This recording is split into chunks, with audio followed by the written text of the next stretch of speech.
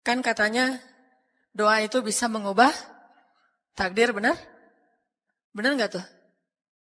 Allah yang mengubah takdir dengan doa. Jadi bukan doa mengubah takdir, tapi Allah mengubah takdir dengan doa. Dan takdir itu bisa dirubah-rubah. Suka-suka Allah dong. Orang Allah yang nulis takdir, yamhullahu ma yasha'u wa yuthbit, kata Allah. Allah bisa menghapus apa yang dia tulis dan bisa menetapkan. Jadi nggak usah pesimis, nggak usah putus asa dulu. Wah, kayaknya memang takdirnya nggak bisa. Tetapi dengan doa, Allah Subhanahu wa taala berkuasa untuk mengganti takdir. Makanya malam ini kita akan belajar tentang bagaimana menggunakan jalur langit untuk bisa mendapatkan hajat kita. Baik menikah, dapat kerjaan, punya anak, dan keajaiban-keajaiban lain yang bisa kita dapatkan kalau kita tahu cara menggunakan jalur langit. Dan apabila hamba-hambaku bertanya kepadamu tentang aku, maka jawablah bahwasanya aku dekat.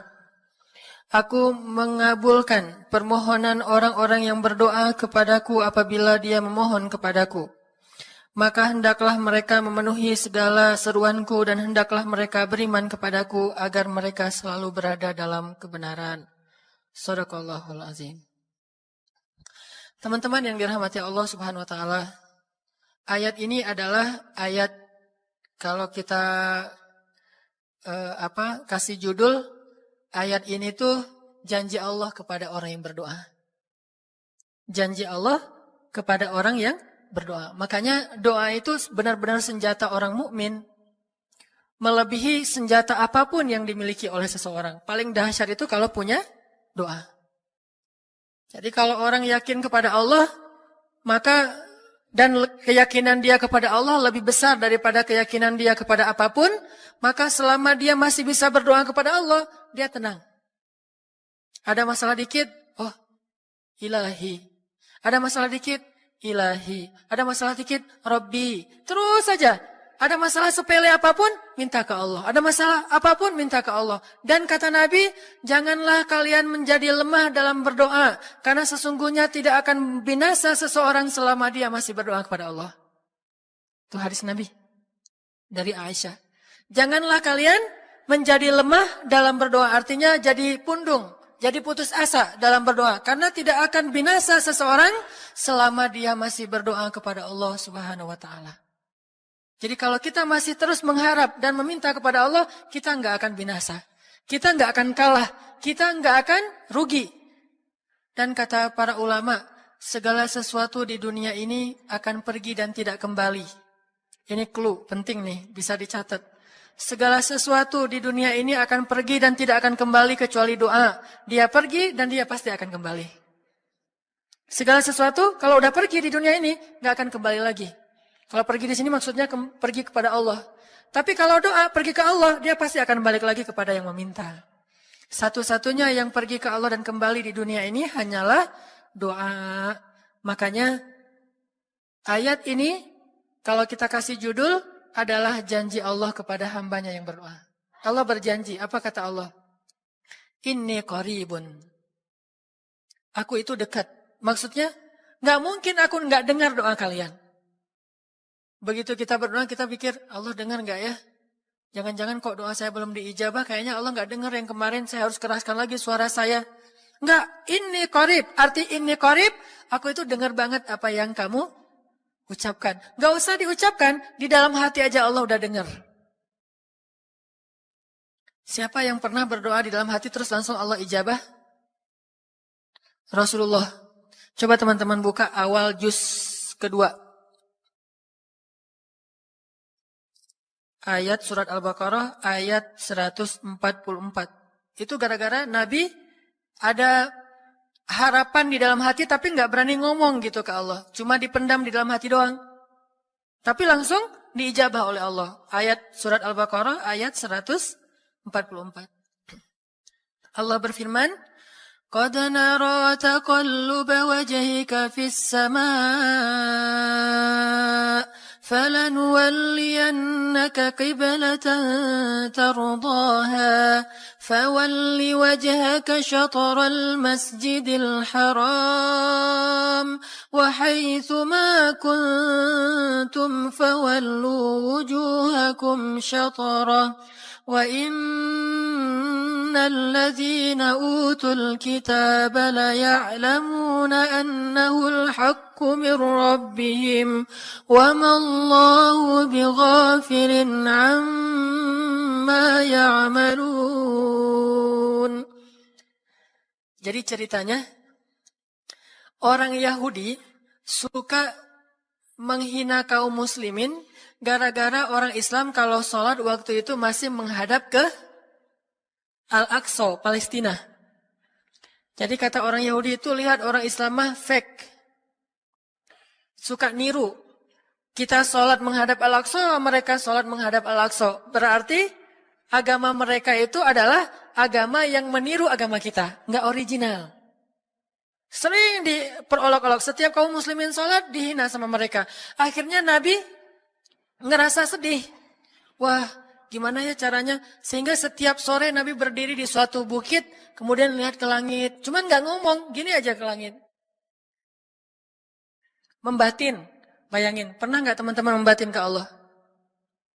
Ini yang harus kita coba lakukan. Belajar membatin kepada Allah. Itu romantis banget. Jadi duduk sendiri. Allah, ngomong gitu dalam hati. Dan yakinlah ini korib Allah tuh dengerin. Jangan pikir saya kayak ngomong sendiri, kayak orang kurang waras. Enggak, Allah itu mendengar. Jadi kita batin aja sama Allah, ngomong dalam hati. Ya Allah, saya tuh lagi gini, ada masalah. Ngomong dalam hati kita. Please Allah, please gitu ya. Nah, itu kalau kita membatin, inni qaribun wa asirru qaulakum awijharu bih innahu alimun bidzatis sudur. Jadi Nabi nggak enak mau ngomong, ya Allah tolong dong pindahin kiblat dari Masjidil Aqsa ke Masjidil Haram. Soalnya daripada dikata-katain melulu sama orang Yahudi, mau ngomong kayak gitu tuh nggak enak sama Allah. Malu Rasul ke Allah. Masa kiblat aja minta dipindahin. Akhirnya Nabi cuma ngelihat ke langit aja tiap hari. Udah selesai, pulang. Besok lihat lagi ke langit. Turunlah ayat ini. Sesungguhnya kami telah melihat bagaimana kamu selalu menengadahkan wajahmu ke langit. Maka kami palingkan kiblat ke arah yang kamu sukai. Coba lihat. Turun wahyu untuk merespon doa Nabi yang bahkan belum diverbalkan. Belum diucapkan dengan kata-kata, tapi Allah udah ngerespon. Ini kan keajaiban doa nih. Cuman kita seringnya ngerasa udah minta berkali-kali kok nggak dikasih-kasih. Kita belajar sekarang. Rasul nggak usah minta pakai verbal, cuman membatin doang dalam hati, Allah udah ngasih. Pernah nggak teman-teman ngerasa kayak gitu? Ada kepengen sesuatu, tiba-tiba terwujud. Pernah kan? Tapi kepengennya yang baik-baik. Pengen misalnya, aduh, saya pengen banget umroh, cuman mau ngomong kayak gitu mah, saya mah orangnya kayaknya nggak mungkin bisa umroh kalau ngandalin harta. Orangnya nggak mampu, kerjanya juga pas-pasan, gimana mau umroh untuk makan aja susah. Tapi pengen banget dalam hati kita. Dan itu rindunya tuh rindu banget. Setiap kali ngelihat video atau tayangan di TV tentang umroh dan haji, menitikkan air mata. Saking kangennya ke Baitullah. Allah tahu itu dalam hati kita. Tiba-tiba ada jalan. Ada aja jalannya. Dan bisa dikasih sedekah, bisa juga hadiah, bisa juga door prize, bisa juga macam-macam. Pokoknya ada jalan aja, tiba-tiba bisa umroh. Dan saya sering banget membawa orang umroh. Di antara jamaah itu selalu ada 1 atau 2 orang yang umrohnya itu miracle, keajaiban dari Allah. Ketika saya cari tahu alasannya apa, ternyata emang dia dari dulu pengen banget umroh. Cuman nggak bisa ngandelin hartanya, Allah kasih jalan yang lain. Bukankah Allah itu memampukan yang diundang, bukan mengundang yang mampu? Kan itu yang sering kita dengar kan? Allah tidak mengundang yang mampu, tetapi memampukan yang diundang. Kalau udah Allah undang, pasti mampu. Kalau Allah nggak ngundang, walaupun dia mampu nggak akan bisa. Jadi Allah bukan mengundang yang mampu, tetapi memampukan yang diundang. Sehingga kita kalau hati kita kayaknya pantas diundang, Allah undang tuh. Begitu juga dalam urusan rezeki.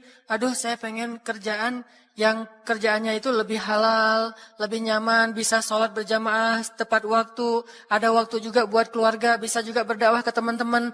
Akhirnya membatin kita itu karena kuat banget, Allah wujudkan. Ini artinya Allah qaribun, Allah maha dekat. Sehingga kalau kita pengen doa kita itu powerful, belajar dari as-siqah billah. Tips pertama adalah as-siqah billah. Percaya deh sama Allah. Percaya sama Allah. Jangan berdoa dengan ragu-ragu. Kayak kita datang kepada seseorang untuk minjem duit, tapi kita ragu. Dia nih kayaknya orangnya susah kalau dipinjemin. Kalau minta dipinjemin gitu. Ini saya lagi ada masalah dikit nih. Boleh minta bantu nggak? Apa? Gimana ya ngomongnya? Susah ngomongnya tuh ragu-ragu gitu kan ya. Akhirnya kita ngomongnya tuh nggak enak, nggak nyaman. Membuat dia juga ngasih ke kita juga ragu-ragu. Akhirnya nggak nyaman tuh hubungan kita sama dia. Tapi kalau kita yakin banget sama dia orangnya baik. Kalaupun dia nggak ngasih dengan cara yang kita minta, kita yakin bahwa dia tuh pasti akan nolong kita. Sehingga kita akan curhat masalah kita itu dengan tulus. Bahwa kita punya masalah kayak gini-gini. Bukannya kita mau minta-minta. Cuman sifat dari manusia itu saling tolong-menolong. Kita beritahu masalah kita. Dan kita yakin dia pasti akan nolong kita. Kalau nggak bisa ngasih duit, dia akan minta tolong kepada orang lain yang mungkin bisa membantu kita. Dia akan ngasih link. Dia akan memediasikan kita. Oh, aduh maaf ya saya juga lagi sekarang lagi butuh uang. Ini lagi nabung-nabung juga. Sama, kita mah lagi sama-sama pengen hijrah status. Cuman nih saya kenal ada temen nih yang dia alhamdulillah orangnya tuh suka banget bantu orang lain. Mungkin saya bisa merekomendasikan, saya bisa bantu kamu, ayo kita jalan bareng ngomong sama temannya. Pokoknya kita yakin dia bisa nolong. Nah kalau kita yakin, percaya sama Allah, Allah itu gak butuh perantara. Allah bisa nolong kita dengan cara apapun. Walaupun takdirnya udah ditulis kamu tuh gak akan punya istri sampai meninggal dunia. Ya Allah masa gitu sih, gak akan punya istri. Ya Allah, tapi gimana masa saya mau hidup sendiri terus? Kamu gak akan punya istri kata malaikat teh. Ini orang doanya katakan malaikat dengerin doa kita ya. Kalau di hati malaikat gak tahu, tapi kalau di lisan kita doa ya Allah beri saya seorang suami yang benar-benar bisa mendidik agama saya. Kata malaikat, Neng ganti doa yang lain aja tuh Neng. Itu mah takdirnya udah ditulis, Neng gak akan punya suami. Kata malaikat. Kita mah walaupun malaikat ngomong gitu, biarin aja. Ya Allah, Engkau Maha Rahman, Maha Wadud, Engkau bisa mengubah takdir. Kata malaikat, ya juga sih. Cuman takdirnya udah ditulis, Neng. Ya Allah, terus aja. Tiba-tiba, tok, Assalamualaikum, Waalaikumsalam. Ayahnya nemuin, ternyata pas kita nguping dari kamar, wah itulah calon pangeran kita yang datang untuk melamar kita. Calon raja, calon imam. Malaikat heran-heran. Wah subhanallah nih si Enang ini gak putus asa dalam meminta. Kita juga gitu doa aja terus. Walaupun takdirnya sudah ditulis. Karena Allah bisa mengubah takdir lewat doa dan harapan. Masih ingat cerita seorang ibu di zaman Nabi Musa dulu? Yang datang kepada Nabi Musa bilang, ya Nabi Allah, ya Kalim Allah. Saya gak punya anak. Udah tua kayak gini. Bisa gak ya? Saya minta tolong Nabi Musa doa kepada Allah supaya saya punya anak. Kata Nabi Musa, bisa aja sih, nggak apa-apa ibu. Ya udah saya doain ya Allah. Ini ada ibu minta anak. Kata Allah, ya Musa bilang ke dia nggak akan punya anak, itu sudah takdirnya. Kata Nabi Musa, ibu maaf, udah ada jawaban nih dari Allah. Gimana ya Nabi Musa? Allah bilang takdir ibu nggak akan punya anak. Oh gitu ya, ya udah deh pulang. Sampai di rumah, ya Rahim, ya Rahim. Doa aja terus. Besok datang lagi. Karena dia pengen tahu kabar dari langit. Nabi Musa itu bisa bicara ke langit. Ya Nabi Allah, saya mau tahu nih. Kira-kira Allah sudah memperkenalkan belum ya permintaan saya? Permintaan apa? Pengen punya anak. Tapi kan kemarin udah. Kata Allah takdirnya gak akan punya anak. Ya coba aja dulu sekali lagi. Siapa tahu sudah mau. Sekarang Allah memperkenankan. Wah ini benar-benar dia husnuzan sama Allah. Siqah, percaya sama Allah. Gak percaya kepada yang lain, percaya sama Allah aja. Nabi Musa karena udah terus aja direngekin minta gitu. Nabi Musa bilang, ya Allah, ini ada ibu yang kemarin, gimana dong ya Allah? Kata Nabi Musa, kata Allah, ya Musa, takdirnya dia gak akan punya anak. Bilang sama dia, ibu, udah terima aja takdir ibu gak akan punya anak. Oh iya, pulang lagi. Ya Rahim, terus aja sepanjang malam, sepanjang hari doa. Berhari-hari datang lagi kepada Nabi Musa. Ya Nabi Allah, udah berubah belum? Udah mau belum Allah ngasih saya anak? Kan udah kemarin takdirnya, tapi coba lagi, sekali lagi aja. Nabi Musa minta lagi ke Allah, kata Allah masih yang sama, pulang lagi. Gak datang-datang lagi ke Nabi Musa. Setelah beberapa bulan, datang-datang bawa bayi. Assalamualaikum. Udah semangat sekarang. Beda gitu ya. Kalau dulu Assalamualaikum. Melas gitu ya. Sekarang Assalamualaikum. Hei Musa. Kata ibu, hah? Ibu yang kemarin? Ya itu siapa? Anak saya. Hah? Anak ibu? Anak kandung maksudnya? Bukan nyuri. Ini anak kandung saya ini Nabi Musa. Wah, Nabi Musa nggak wah sih, subhanallah kalau Nabi Musa. Kalau saya mah wah gitu ya.